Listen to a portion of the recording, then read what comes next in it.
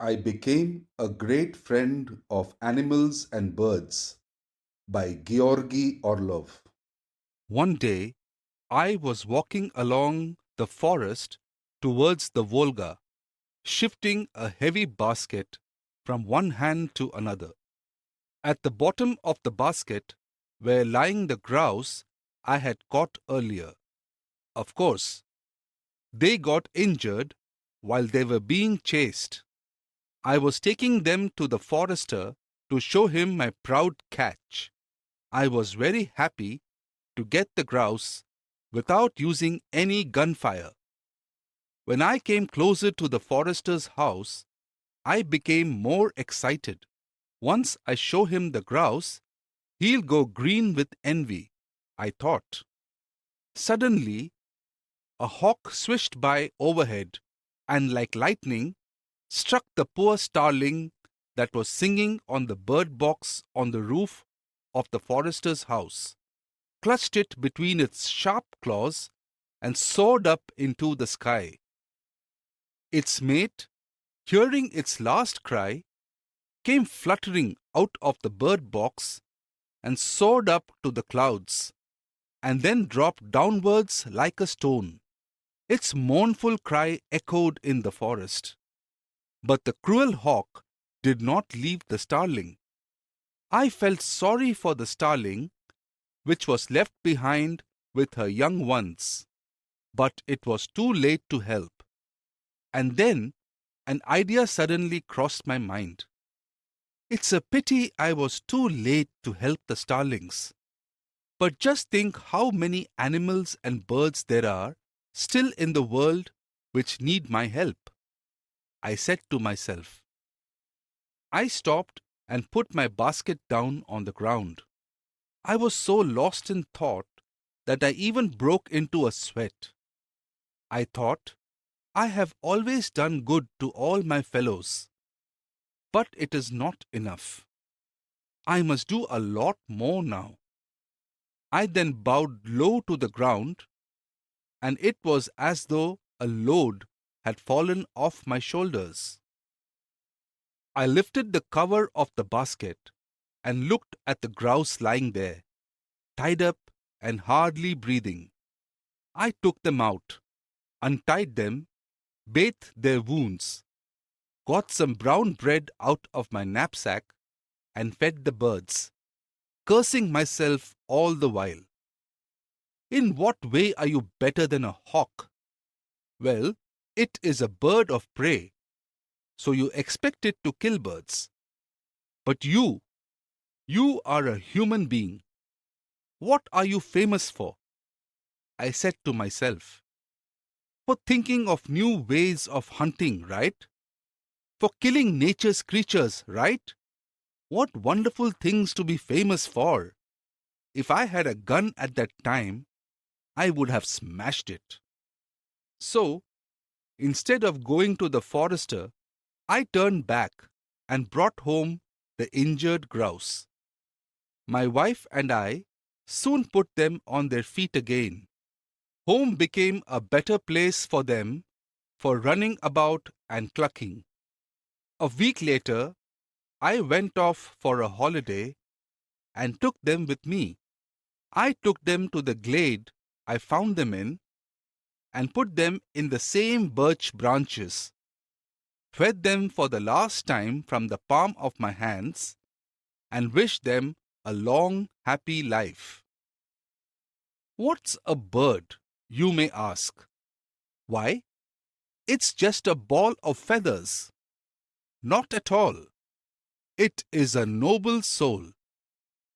Flying from one tree to another, the grouse accompanied me all the way to Lake Astrakhanka, brushed my shoulder with their wings to say goodbye, and flew away. Good luck to you, dear friends, said I to them. We have a saying, if you swim across to the other side of the Volga, then you'll become clever. So it was with me. Not the first time, but certainly in the end. I realized my mistake and vowed that I would never aim a gun at animals or birds again. And by doing so, I would be able to make up for all the harm I had done them. It was already lunchtime when I reached Kuvshinka. My friends had already gone off to their rooms to rest and sleep. Not being used to taking an afternoon nap, I did not know what to do with myself. But as the old folks say, there's no point sitting about. You only get your coat creased. So, I took a rod and went off to the lake. It was a hot, sunny day, and everything seemed to be drooping in the blazing sun. Even the noisy willows had grown still and were waiting for the cool evening breeze. I cast my line, dipped my feet into the water, and happily relaxed. I saw a mother duck clucking and calling to its offspring. Then a family of ducks came swimming in a single file like soldiers. Then suddenly a shadow fell on me. Looking up, I caught sight of a kite with its wing already shut, drooping like a stone on the ducklings.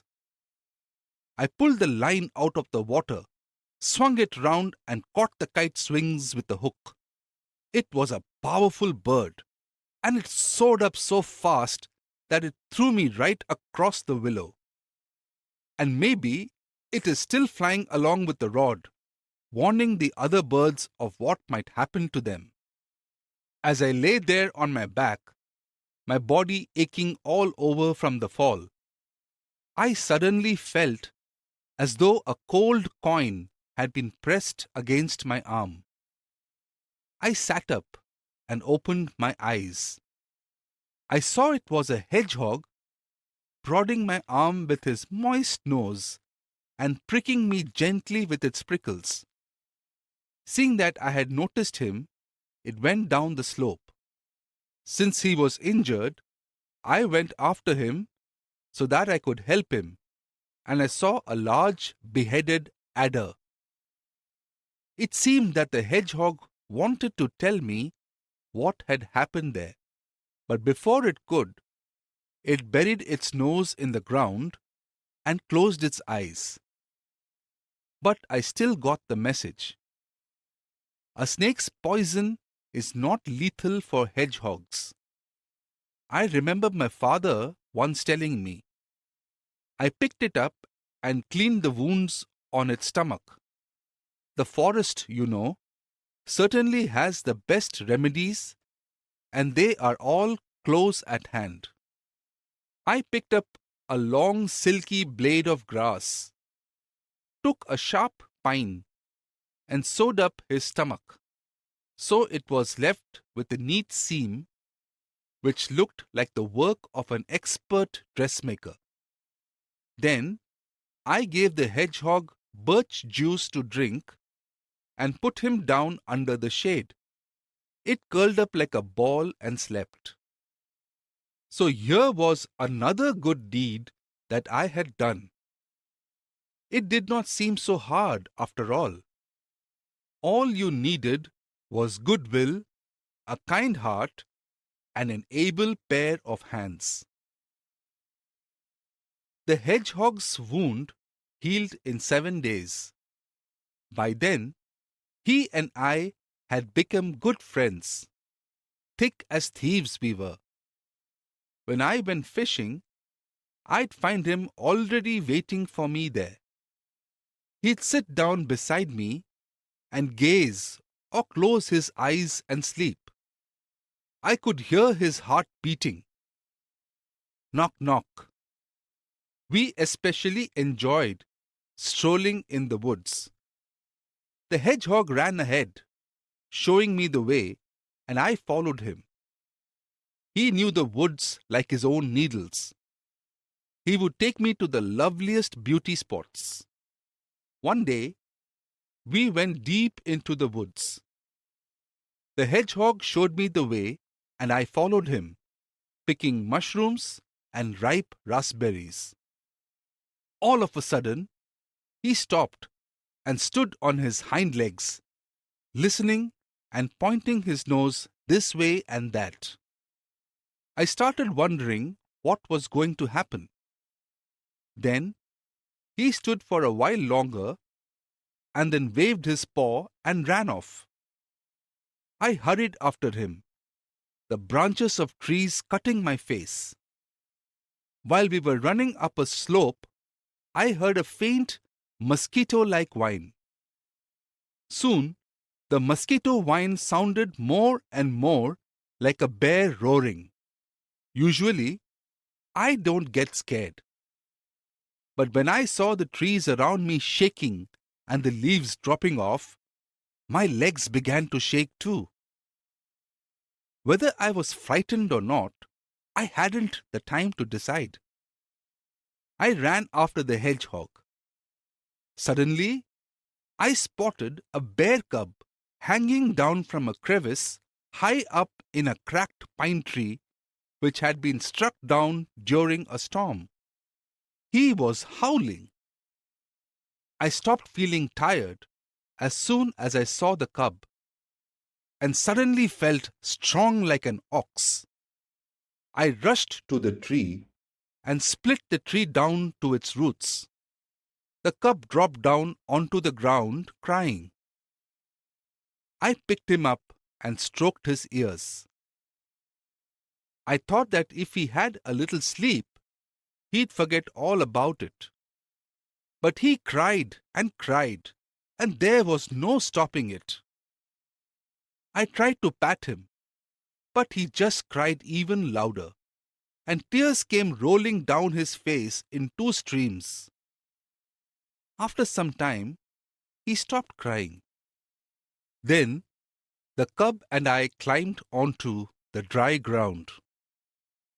Then I thought to myself, well, you rescued the duckling and you've got the cub out of trouble. That means you've done something good for your friends. I felt very happy. I noted that one has only to start doing a good thing and it at once leads to another good one, like paths in a forest. All you have to do is to keep your eyes open.